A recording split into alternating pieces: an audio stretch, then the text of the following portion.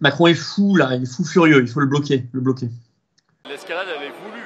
Là maintenant, quand Macron nous dit on va envoyer des missiles à longue portée, même l'Allemagne est contre, hein, et qu'on va envoyer des troupes au sol, des troupes françaises, mais c'est même plus une escalade, là c'est la guerre. Si vous envoyez des missiles à longue portée qui peuvent frapper Moscou, et si vous envoyez des troupes françaises dans un pays, ça s'appelle comment? Ça s'appelle une guerre. On va arrêter de tourner autour du pot. C'est-à-dire qu'on se met en guerre avec la Russie, une puissance nucléaire. Donc ça veut dire quoi? Une puissance nucléaire face à une autre puissance nucléaire, ça s'appelle une guerre mondiale. Donc soit on laisse tranquillement Macron continuer son petit jeu, parce que au début il ne fallait pas envoyer de tanks, hein. Après on envoyait les tanks. Il ne fallait pas envoyer d'avions, on envoie les avions. Il ne fallait pas envoyer de missiles, on envoie les missiles. Il ne fallait pas envoyer de soldats, on va envoyer les soldats. C'est une guerre. Est-ce que son but c'est d'inonder la campagne des Européennes pour qu'elle n'ait pas lieu? Peut-être.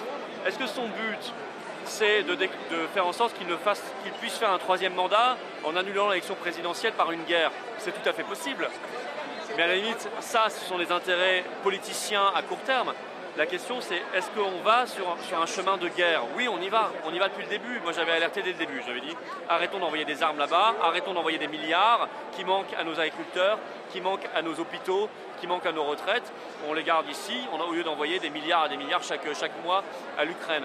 Donc Macron doit être bloqué, tout le système OTAN doit être bloqué. C'est pas pour rien que je suis pour la sortie de l'OTAN. C'est aussi pour ça. C'est parce que je suis fondamentalement pour qu'on défende les intérêts de la France et qu'on défende la paix.